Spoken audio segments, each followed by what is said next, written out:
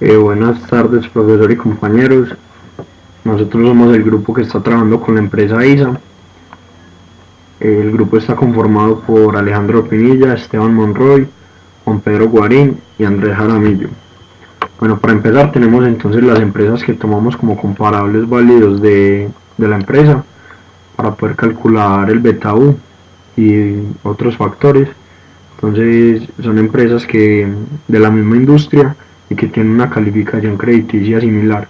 Entonces acá tenemos todos los datos, los cuales fueron sacados de Bloomberg, donde tenemos el market cap, porcentaje de deuda, porcentaje de equity, también el beta ajustado. Tenemos aquí que el spread de cada una de las empresas fue tomado de la base de datos de la Fed. La probabilidad de default de cada una de las empresas lo tomamos de la tabla del libro de finanzas corporativas de marzo, y el monto de pérdida lo asumimos como el 60%.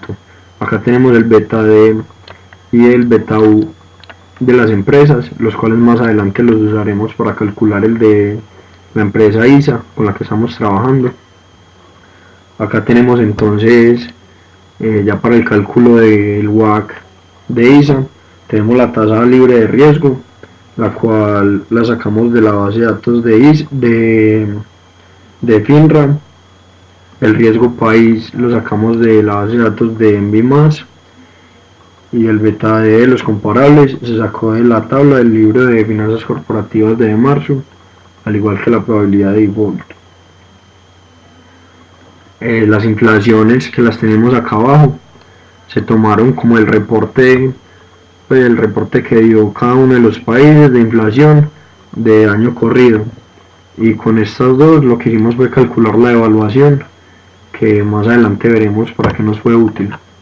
Entonces, para empezar acá, lo que hicimos fue calcular el KD, el costo de la deuda, usando el yield, la probabilidad de default y el monto de pérdida, para después con este KD poder calcular el beta D, el cual lo vamos a necesitar más adelante para desapalancar el beta U.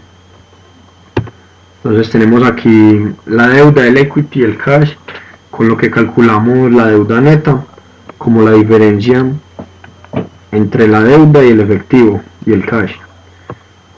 Entonces con esto ya pudimos calcular el porcentaje de deuda y el porcentaje de equity como estructura de capital de la empresa. Estos dos datos los vamos a necesitar para el cálculo del WACC, como veremos más adelante. Ya tomamos entonces aquí el beta U, que para este caso lo calculamos como el promedio de los comparables. Acá podemos ver que es de 0,47, así mismo como lo tenemos acá abajo. Y este beta U lo utilizamos, lo desapalancamos para encontrar el beta E. Para esto fue que teníamos que calcular el beta D para poder desapalancar el beta U y así hallar el beta E, que este beta E lo vamos a usar para luego calcular el costo del equity en dólares. Entonces ya con todos estos datos no nos quedaría faltando nada para calcular el WACC en dólares antes de impuestos y después de impuestos. Entonces, para empezar, tenemos el WACC antes de impuestos en dólares, calculado como el porcentaje de deuda por el costo de la deuda, más el costo del equity por el porcentaje de equity de la empresa. Ya tenemos entonces aquí adelante la evaluación que ya habíamos calculado, y con esta evaluación lo que hicimos fue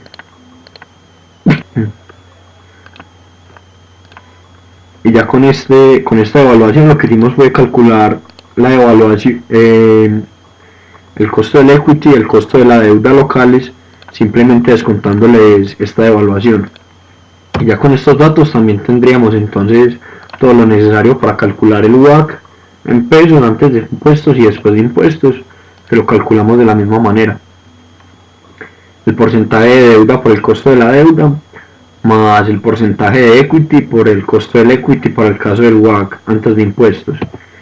Y para el WACC después de impuestos es la misma fórmula, sino que le incluimos al porcentaje de deuda por el costo de la deuda 1 menos la tasa de impuestos que aplica para la empresa ISA, que es del 30%. y ya tenemos entonces aquí el costo del WAC antes de impuestos y después de impuestos en pesos y en dólares.